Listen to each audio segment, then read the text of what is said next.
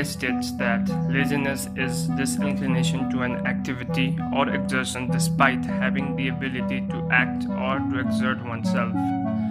So, this statement clearly explains that laziness is not something involuntary, rather, it's something we all have control over. Another important point I would like to highlight from this page on Wikipedia is this. Studies of motivation suggest that laziness may be caused by a decreased level of motivation, which in turn can be caused by overstimulation or excessive impulses or distraction. So, if you analyze this statement, we can understand that decreased motivation is one of the causes of laziness, and which in turn is caused by excessive impulses or distraction.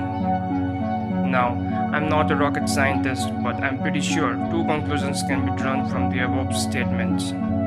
First, laziness is a choice.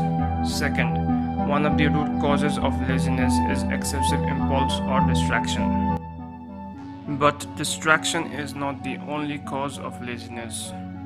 If you do enough research, you can find even deeper and medical reasons for laziness like depression, fear, and other biological causes, but that's not something I'm tackling on this video today. And to be totally honest, I'm not even qualified enough to explain those topics here, so let's leave that job to the professionals. However, among all of the causes above, one particular cause that I've found relatable to my viewers is the lack of real purpose. If you think about it, both of the causes of laziness mentioned so far are interrelated. A person that lacks real purpose is usually the one who is most distracted. Distraction and lack of real purpose, these two things are interrelated. Now, I could give you 100 different tips to overcome laziness, but until you have a clear and definite reason as to why you want to do something, you will never overcome laziness and keep getting distracted time and again. So, here's a quick exercise. Spare 20 minutes out of 24 hours for yourself. Sit alone, talk to yourself, and ask these following questions. Why am I doing what I am doing? Why did I start doing it? What is my end goal for doing what I am doing? Has any great person in my field reached where he has reached doing the same things that I am doing? Will I make my parents proud doing the things that I am doing right now? Once you do this operation and identify your clear objectives, you are already 50% closer to overcoming laziness. Now, I'm assuming you have done the above exercise and asked those questions to yourself. So, let me tell you something. Congratulations. Please clap for yourself. Now that we've dealt with the internal causes of laziness, let's move on to some external tips for overcoming laziness in practical way.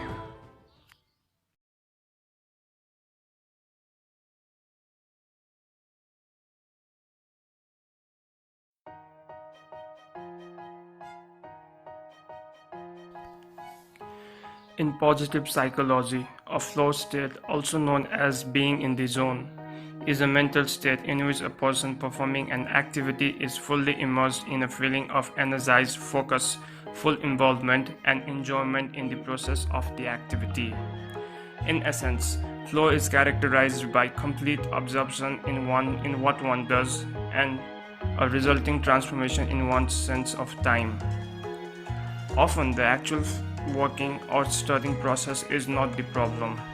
It's the first step that causes the laziness. So, I suggest try to get into the state of flow. Even if the first 10 minutes of your session are not that productive, once you get into the state of flow, you can revisit that topic again and study them more effectively.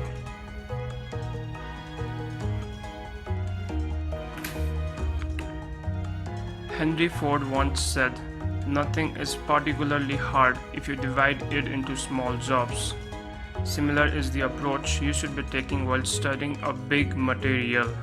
Divide a chapter into multiple parts and start with the simplest part to get into the state of flow. And once you are into the state of flow, give yourself calculated and essential breaks.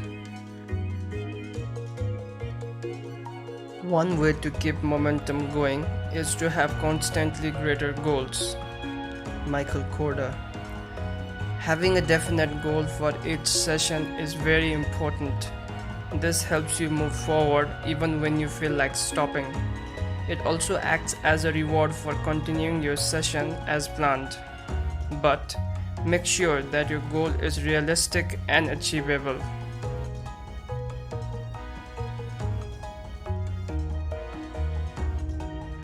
The human mind either moves away from pain or moves towards the pleasure. So, make sure you reward yourself with some form of pleasure for achieving your planned target for each day. For every reward you give yourself, you give your brain a bigger incentive to study harder. This makes your brain associate studying hard with rewards. Consistency is everything. Everything you achieve in life requires you to do it consistently over a long period of time.